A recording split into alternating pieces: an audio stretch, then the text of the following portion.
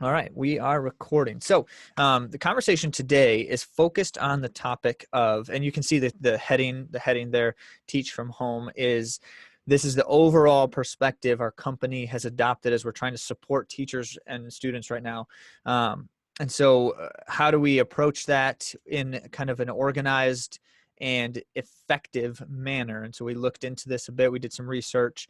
We've also been continuing to compile resources, ideas, and strategies, and all of that is available to anyone. This is a free resource that we've been building right here at this short link that you see on the screen, bit.ly/teachhomehub. That sometimes works and sometimes doesn't for different people. So if you're having trouble with the bit.ly link there, in our current chat window, you can see at the very top, the first post is a website. It's sites.google.com website. And that's the same website, just the original URL. So you should be able to access it one of those two ways. And we've got videos of some ideas and strategies. We've got links to a lot of different resources, collections, number of things there. And we're just continuing to build it as we go. So we're adding more to it. And thanks, Candy. And if you have questions about any of those things, you can reach out to us anytime. We've got at the bottom of the page, on every page on that site, the link to our virtual support. And so you can always feel free to utilize that. And our virtual coaching is designed right now to be available whenever teachers need it. So some teachers have asked us, if we usually keep it open, just wide open from 8 to 4 every day. But some teachers have said, can we meet with you at 9 p.m. or something like that? And we just say, sure, we'll just schedule it. Anticipate that and we'll be ready for you. So whatever's needed most, we're trying to address that with resources and support. Now, again, our topic for today, we're going to talk about connecting and collaborating with your students and your students with each other. So the principle that guides everything else during a time like this is connecting with your students and maintaining that contact point throughout in meaningful ways. And what we have found as we're talking with teachers and students right now is that students are also feeling the lack of community that we tend to experience at school. That's one of the great advantages of the classroom design is that it creates a kind of community, and we talk about this all the time, a safe and productive community. It creates an environment that's ripe for such a thing, but we lose that in this kind of situation. So no matter what your students are not doing, they've lost that in most senses. So we want to try to recreate some of that if we can. And if we can't recreate it, at least provide opportunity for it. And there are definitely better and worse ways to do that. So we're going to talk through a couple of the strategies that we've experienced and noticed from teachers, as well as some things that we have recommended for connecting with and having your students collaborate. So here are the 5 principles. These are kind of the guiding focus for everything that we are talking with educators about right now. And if there are some things here, we're not going to focus on all of these right now in this conversation, but if there are some things here we don't touch on, certainly we have more resources at that website mentioned, the Teach Home Hub website. And we have other webinar presentations that are recorded and posted there as well on all 5 of these. But right now, we're really going to focus on the first 2 especially. But, the number 4 item there, focusing on engaging activities, just as a matter of principle, is really we want to do the kinds of things that engage students at a grander scale than just getting work done. And you obviously know that. We've been talking about it at a state and national level since this began. We're not trying to advance content and curriculum in a significant way for all students, but instead just trying to keep them checked in some capacity. So we'll come back to that in just a moment. First, I want to mention the catalyst for the connection point with students and why and how at an idea level is from our perspective, a lot of these ideas connect closely with Dave Stewart Jr.'s work on what he calls the 5 key beliefs. So Dave Stewart Jr. is the author of these 6 things. You can see that book on the right.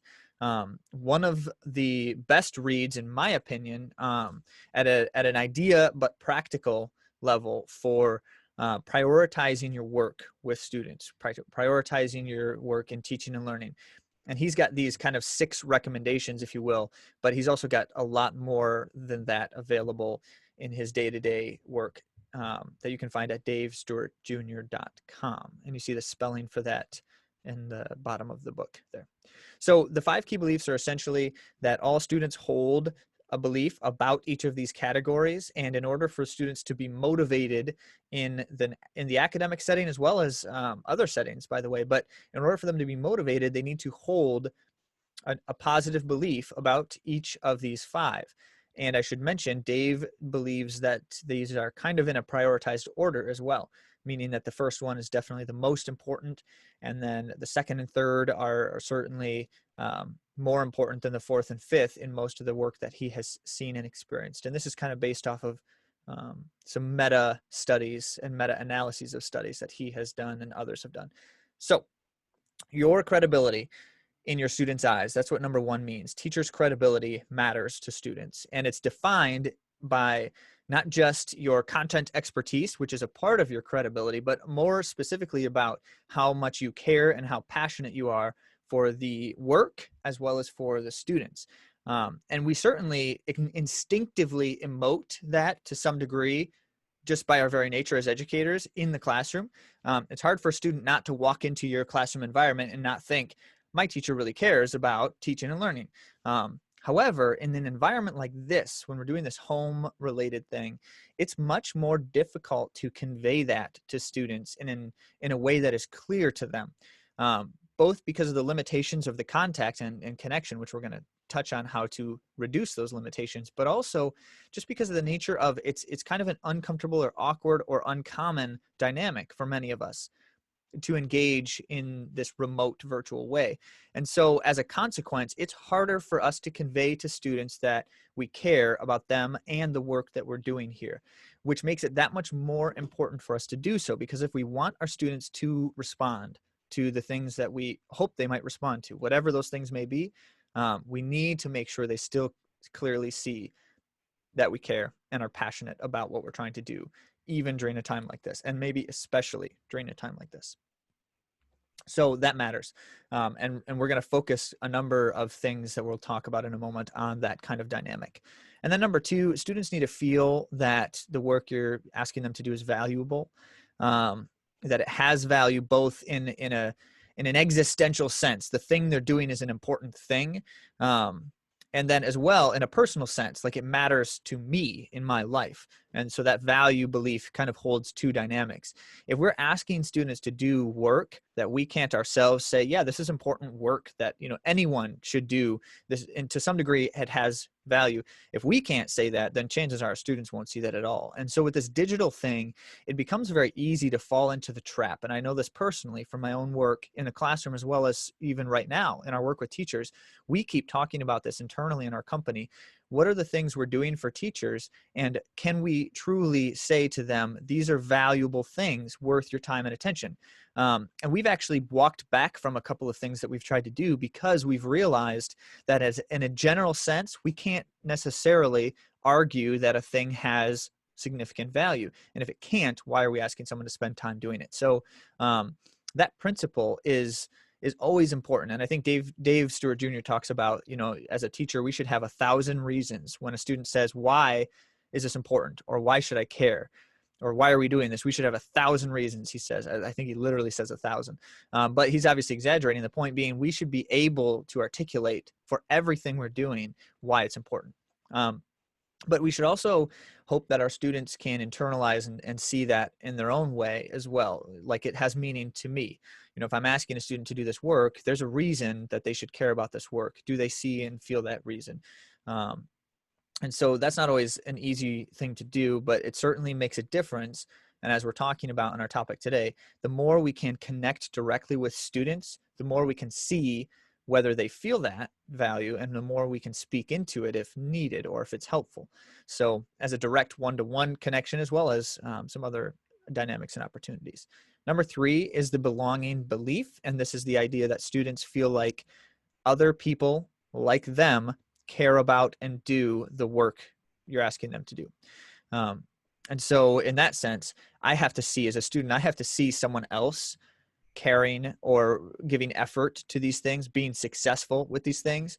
and it has to be someone I identify with in some capacity. So for younger students, it tends to be the case where if they just see anyone who's older than them saying, this is a cool thing, it influences the belonging belief quite a bit. Younger students don't have, as you might guess, as much of a defined personal identity as like teen and beyond do. And so then for your middle school, high school students, it's that much more challenging because there's so much nuance. A student needs to see someone that they themselves identify with in some capacity. If I really am passionate about basketball and I love basketball, it helps for me to see a basketball player say the kinds of things that you want them to think. That kind of an idea matters. But it also matters that just in general, they see their peers engaged and caring about the work. They don't have to identify with all of their peers, but when there's a critical movement, a group of students working towards something, and this is where peer pressure becomes inevitable, but when there's a critical movement, then we tend to see more of our stragglers come along in those situations too. And so not necessarily trying to identify straggling and those kinds of things right now, as much as trying to think, how are my students seeing each other engaging with these kinds of things at this time? And it is a bit more of a unique challenge than it was obviously in the classroom environment traditionally. I would also just mention briefly about this that it's hard for us to, if the kinds of things we're asking them to do may not be uniform either. And so that's an important consideration with it. Are my students working on something that other students are also working on? Are they doing things much more individualistically? And in all of those situations, is there still a way for us to have some kind of uniform connection between and among us in some capacity? So that's the belonging belief. There's a lot of great work from Chris Holloman, by the way. He's a researcher who created, I think it's called Making Connections is the name of this intervention. And it's a profound intervention because it's so simple and highly effective, well-researched, but highly effective. So looking into that as a kind of belonging and value, it influences both of those beliefs.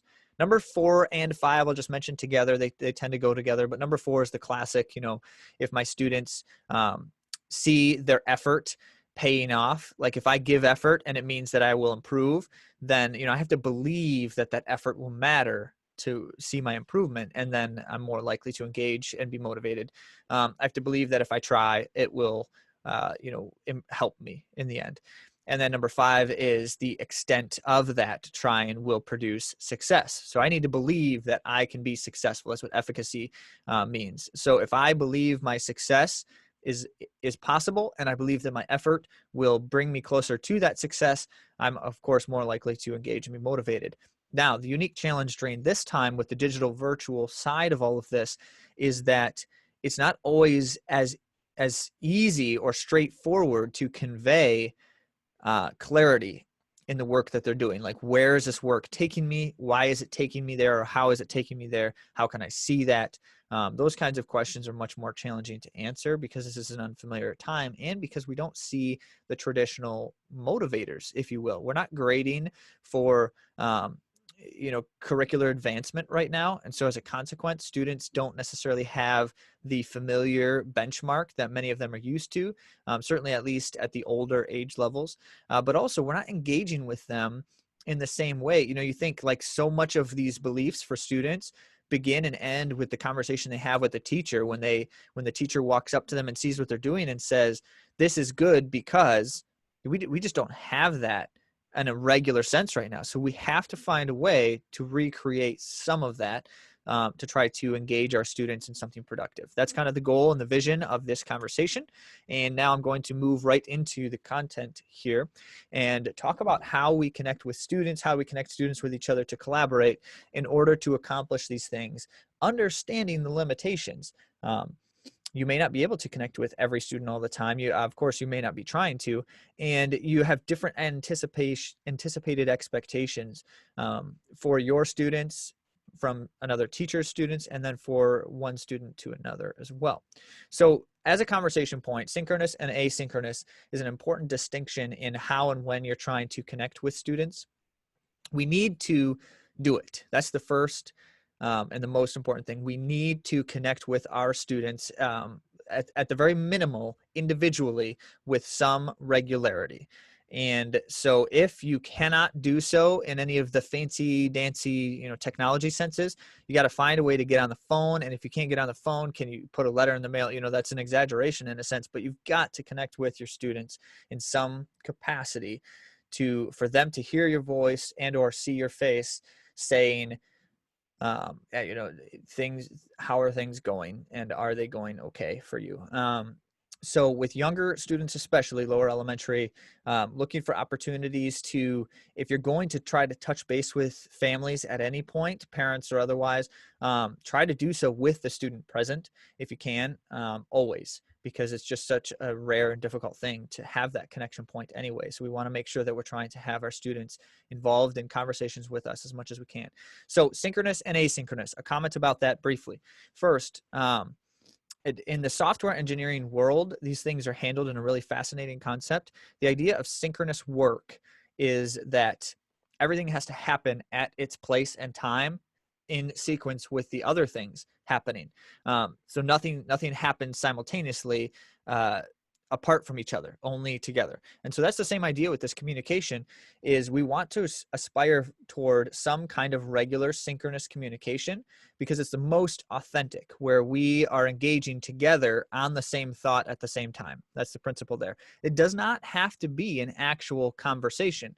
And that's, kind of a sticking point for many of us. A synchronous conversation can still be something written or digital. It can still be, some of those kinds of things, as long as we're engaging together at the same time on the same idea. And my recommendation, and this does not come from research as much as just some anecdotal observation, I think it would be important for every one of us to aspire for at least one synchronous contact with students once every week or two. That's the volume that seems to be about right. If you think about your students, if they do not have an immediate point of contact with you after a week or two, that's a significant amount of time where they may not have interacted with anyone except the couple of people in their household. And obviously these kinds of things are starting to slowly lessen right now with the newest executive order from the governor. But either way, we still need to look for how often can we connect with students that's reasonable. We don't want it to be too often. I'm not looking for every day I want to talk on the phone with every one of my students, but I do need to find some kind of balance there. And then the asynchronous side is something that's going to be much more flexible depending on your students and your situations. So for me, synchronous communication, it does not matter what it's about as long as it's something that matters to your students. So it doesn't have to be academic or curricular or any of those things. It just needs to be a meaningful connection. But asynchronous can be a little bit more purposeful or targeted depending on what your students need and where they're at. And so that's a piece that you are going to leverage in a lot of different kinds of ways, depending. So let me get into some of that here, just on the specific practical side of things. The live video meeting principle, like what we're doing right now with someone, cameras are on and people are talking or listening. That's great. It's also laborious for everyone, and which means you don't want to use it too often and too much, because it becomes tiresome. It really does. And so like Zoom, what we're using now, Google Meet, I know that I've talked with many of your peers, and Zoom seems to be the favored tool for this. It's a little bit easier to use than most other things, a little bit more reliable. But even then, there's plenty of other opportunities. I know I've talked with some teachers who have like FaceTimed with, so they get a cell phone number with someone because there's no other way they were able to connect with them, and they just get on FaceTime or something like that, those kinds of things. But in reality, you can see the second one on the left, just an email or phone call, some way to try to connect that is reliable for your students. So some of them will and will not be able to use certain tools and resources to connect, and depending on their age and depending on what their parents and families have access to. Again, the focus being a meaningful personal connection at least once a week with each student. Once or twice or once every week or two, depending on your situation. So the other side of it then are using our things like our messaging apps, in your learning management system, whether you use Seesaw for the younger students or whether you use Schoology or Google Classroom, there are really easy ways to establish a singular opportunity for exchanges of messages and thoughts. Seesaw actually has a messaging function built in, but I know a lot of teachers are using activities for like messaging and communicating. So the activity is share something funny that a pet or sibling did. Share something interesting that you ate, or share, so it's like that simple kind of stuff. But getting the students to do that and do that in a way where they see each other doing it too, those kinds of things are present as well. So whether you use those kinds of tools, or if you're already using something like Class Dojo or Remind for communication, any of that. I know some teachers use social media, like have set up Facebook groups or use Twitter hashtags. Personally, I would never recommend that unless you're already comfortable with and already doing it. If not, there's no reason to try to add social media into the mix. One other note then about tools in general, whatever the tools are that your students are already familiar with, especially from before this situation broke, then I would recommend continuing to use them to whatever degree you can for these kinds of things. So rather than trying to add too many new things onto the table, try to continue to use with similar approaches the kinds of tools that you're all familiar with. That makes a difference. So let's talk about some strategies, specific strategies that, as I talk with teachers and as I work with administrators, these kinds of things seem to have some traction for many of us. First, if I'm going to do like a live virtual meeting with the cameras on and everything else, it's helpful to think about like some kind of structure, some consistent structure. We're always going to do it at this time or this day, or we're always going to do it in this way, so that students and teachers, both of you, have some kind of just reliable predictability. I mentioned, you see at the top, consistent and predictable matters. So I love the idea of starting the week with that live meeting. I would not keep it long. I would keep it short in these kinds of instances, like 10, 15, maybe 20 minutes at most. And certainly the age of your students matters, but I've noticed a couple of families have appreciated this too for the younger students. The family kind of is all observing it together. But the principle here being, what are we talking about in this Monday meeting? We're not really talking about like academic stuff or school stuff necessarily, as much as we're trying to just have a place where everybody can gather and talk and share something. And that, think about what is it that they're missing the most. As I mentioned earlier, they're missing the place where everyone gathers and sees and hears each other and your teacher in a regular sense. So we can try to recreate that with these virtual tools. I would not do that more than once a week though, as mentioned. And so if I'm going to do it weekly, this is the kind of thing that it's just easy. If everyone says on Monday at 10 a.m., this is what we're going to be talking about. Or this is what we're going to do every Monday for the next 4 weeks or 6 weeks or something, that matters. That can be very helpful. The next one down in the orange is the mystery meetup. So actually, let me just do this. I'll just specifically articulate each one here, and then I'll come back to a different thought. But so the mystery meetup is the one that I've noticed a few teachers used to do this in like a Google Hangout. They called it mystery hangouts when Google Hangout was the tool. Now it's Google Meet. But the mystery meetup can be something you do with other teachers and classes or students. And it doesn't necessarily have to be others, but two different things. First is you can have another class or another teacher with some students where you're trying to identify some factor from each other, like where are they, or those kinds of things. But the other side of this that's fascinating right now is a teacher had students, basically one student each, I think it's one student each week, and they were just volunteering. So obviously not all the students in the class would do this, but that student would either dress up or just pretend to be some historical person. And then the other students would have to figure out who that person is with like a 20 questions kind of game, something like that. So on that principle, you can obviously do something in a lot of different ways, but the principle of a mystery meetup is just the idea that we have some kind of thing you have to figure out. The reason we're gathering together is because you have to figure something out, and the students are asking questions to try to get to that answer, and someone's responding with like yes or no answers, or maybe it's a little bit more complex than that. Design it as you will, but one teacher I talked to, the students have to try to figure out what the activity is going to be for the week that everyone's going to do. And they start the week with this kind of mystery thing. So that's an interesting idea that you can take to a lot of different directions. And then there's always just significant value to giving students an opportunity to show and talk about something that is interesting or exciting to them in the moment. And so the show and tell principle in this instance is just, if you have a couple of students, each of your Monday morning meetings, if you have a couple of students who ahead of time self-select, or you ask them, to be the ones to showcase something. What's something you've done that you're excited about?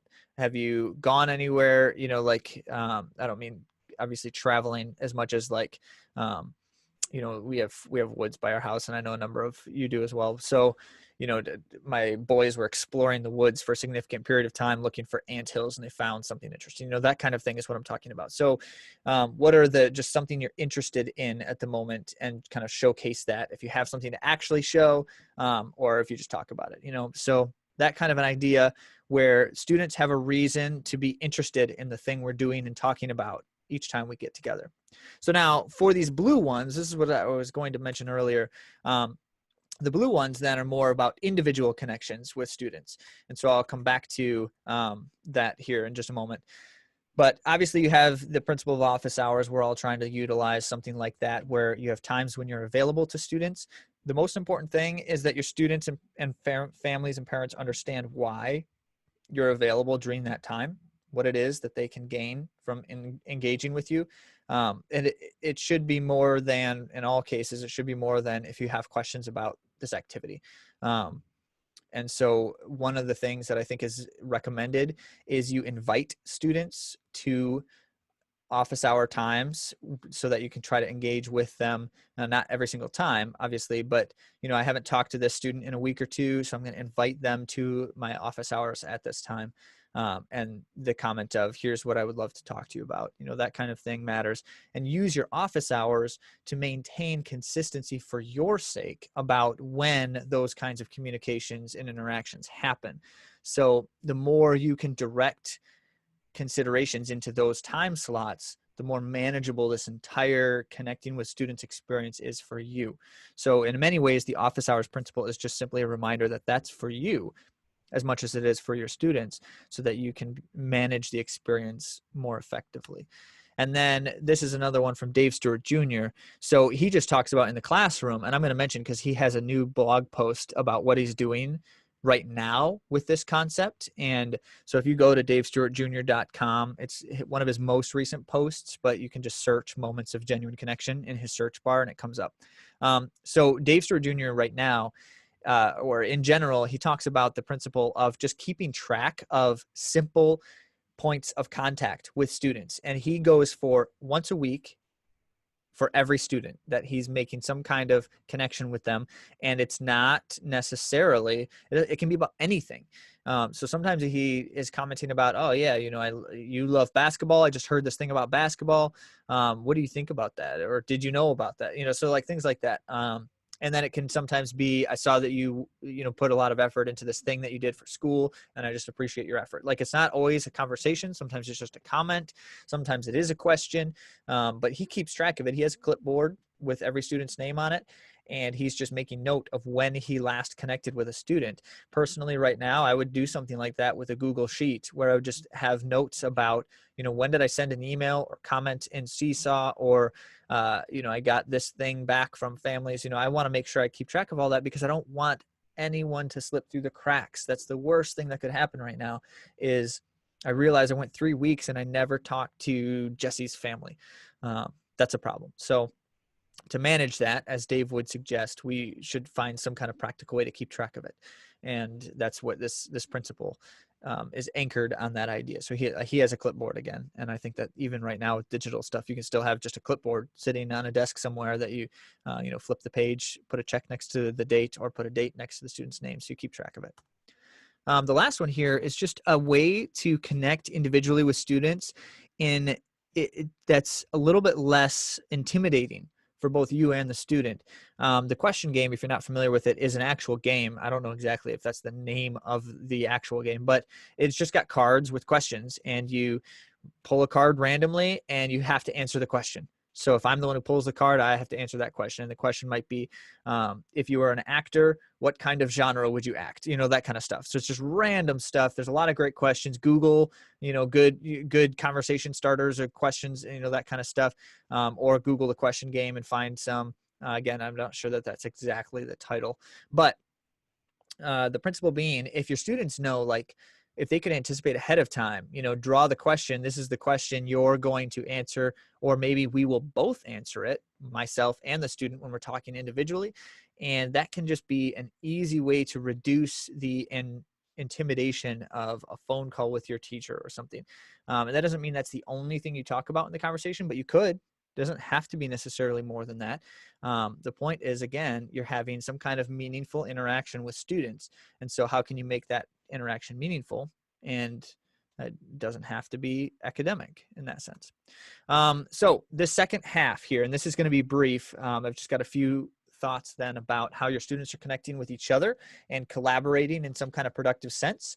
Looks very different by ages and necessarily like content, as well as expectations and what you want students to be doing. But there's some real practical stuff that anyone can do here. And first, just a comment about, like with you connecting with your students, you can leverage the same kinds of tools to have students connect with each other.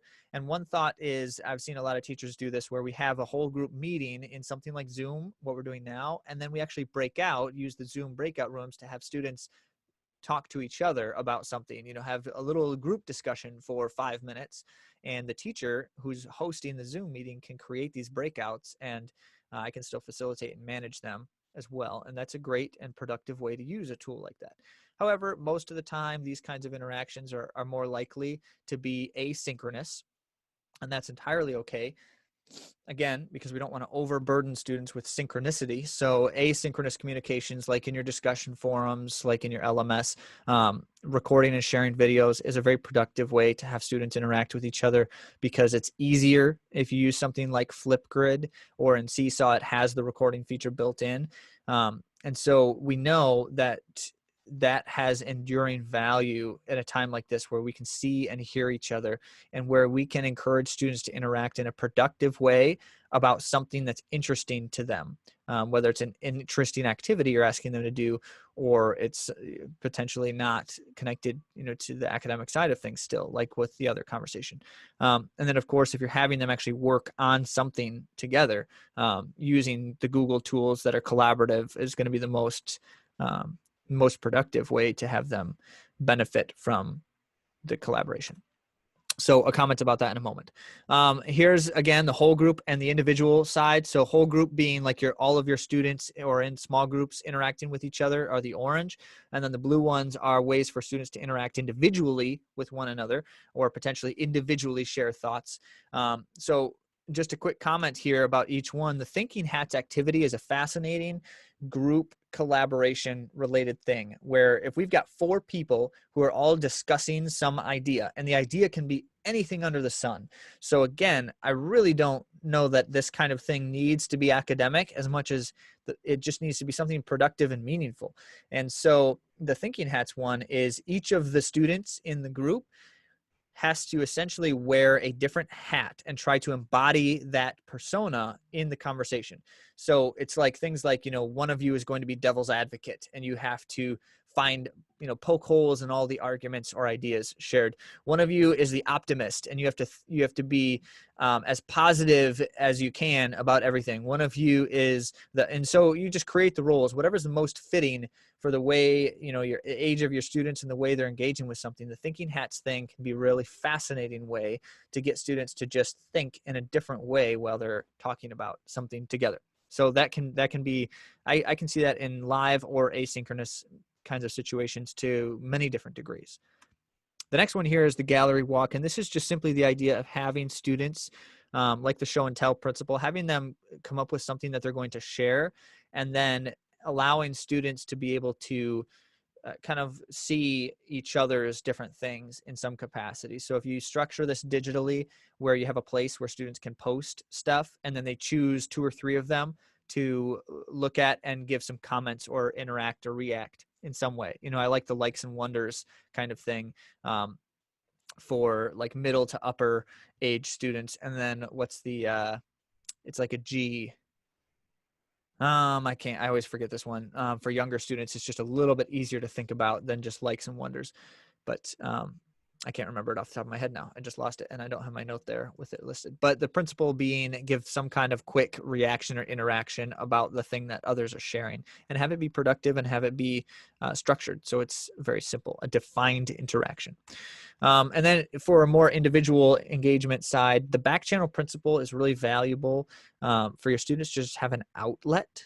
And so in this sense, if you have a spot in your technology tools somewhere, your learning management system, or in Seesaw or Remind doesn't work well for this, but like Class Dojo or something, if you have a spot where students can simply post thoughts and questions as time is going on, and a spot that you yourself can look at occasionally, some regularity, then it provides that outlet where if your students feel like they just need to ask something, they know there's a spot they can always do that people are looking at. And I think that that's the key piece here. I need to know that if I put myself out there, that other people are going to notice it in a valuable way. This is why social media has become such a big thing, is because we all are the star. We all have an audience.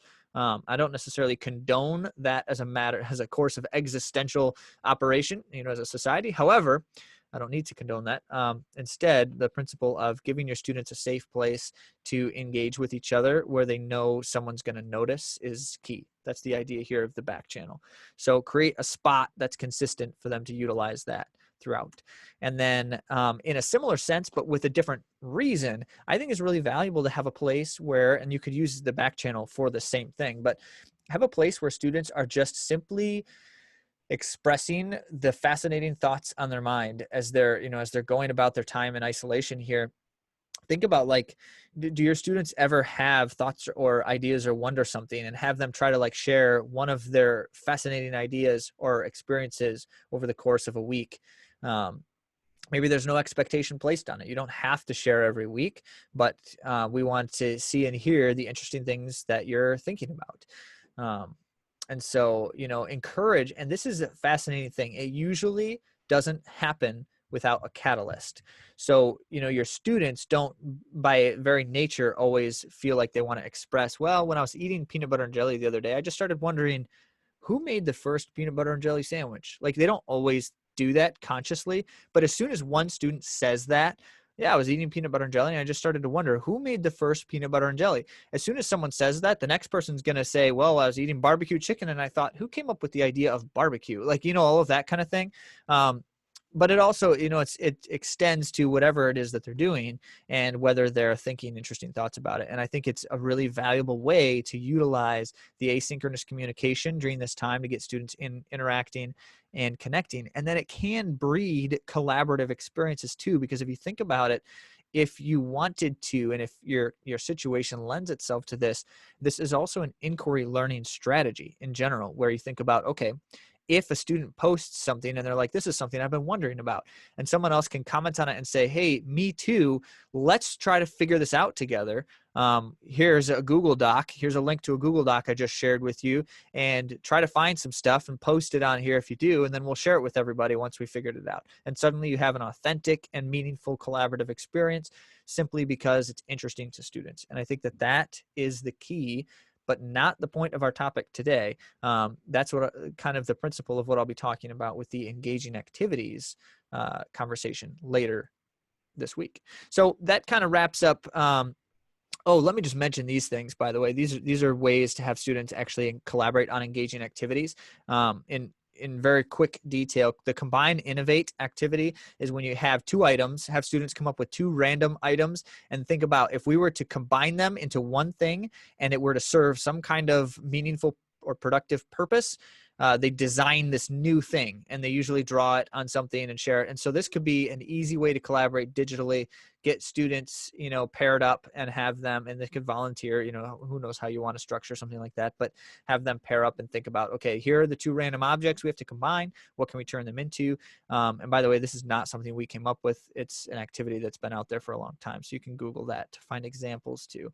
I like the household item thing. They're stuck at home a lot right now. So what are two random household items that you could combine into a better item that does something really compelling? And it doesn't have to be realistic. They can just totally make it up too, right? Artificial intelligence is on the table. Everything's possible. So get their imaginations going. The whole challenge of find a better way. So I like this challenge because you can have students present the challenge and then others respond to the challenge. So in many ways, it's like if every student comes up with find a better way to do blank, and then they all post their idea, and then everyone goes and finds one that someone else's, and they take on the challenge. So find a better way to vacuum your carpet, find a better way to clean the windows, all that kind of stuff, and just have them try to come up with a new or better way. And then if you frame it as a challenge, that's a pretty popular concept currently today. So whatever that looks like with your age of your students, that has some potential value too. And then some more individual ones would be finish what I started, is just the idea of if it's like a story or a narrative, I'll start writing it and someone else has to finish it. Or if it's a problem, or if it's, whatever the thing is, I'm going to do the first part and then I hand it off to someone else. They do the next part. That's asynchronous collaboration in a simple sense. And in a very similar way, tell my story might be, so here are the details, or maybe we actually do a live interview between the two of us and you learn certain things about me and then you write the story. And it can be real and it can be artificial. So I can pretend to be a dragon from the land of Arya, and you have to interview me about my story, and I tell you all the details. So I'm coming up with it, but then you're writing the story. So it's a collaborative narrative experience, and that I've seen that used in a lot of different ways. And it just seems to work well in this kind of a situation too. So tools that help with all of these kinds of things. The starting point is going to be your LMS. Whatever you've been using, keep using it, as mentioned. Your screencasting tools and for the student's sake as well, are the easiest way to capture something to share. And we want to make sure that we're leveraging video where it makes sense to do so, because that's going to be usually the most accessible to the most number of people. So for students to create a video tends to be easy if you use something like Flipgrid or Seesaw. And if you want any kind of accountability with, I want to make sure students have a chance to see this and glean certain things from this video, then I use something like Edpuzzle because I can add the questions, all those kinds of things. So, and all of the tools noted here are free, and many of them have paid features that are now free because of these times. If you have more questions or thoughts or concerns about things like these, let me know, and I'm certainly happy to clarify to whatever degree as well. As mentioned, again, our virtual resources, you can see the top link there, the bit.ly with Teach Home Hub, that is available to anyone, anytime. And then the virtual coaching resource is for direct support from anyone on our team. And you can see the four of us pictured down below. Pete is in the virtual office right now. So if you have a quick question, you want someone to support you on that, you can just drop into that link that you see, click the blue button, and someone will help. And then we have, of course, an email that's generic that anyone can send an email to, and we'll answer questions. And same with that phone number, so that you can call or text that number anytime, and someone on our team is monitoring it and will help. Okay, that wraps up this topic at this time. I'll open it up for questions or comments or thoughts if desired, but I'm going to stop the recording here and post that, make sure it's available for anyone who would like it after the fact.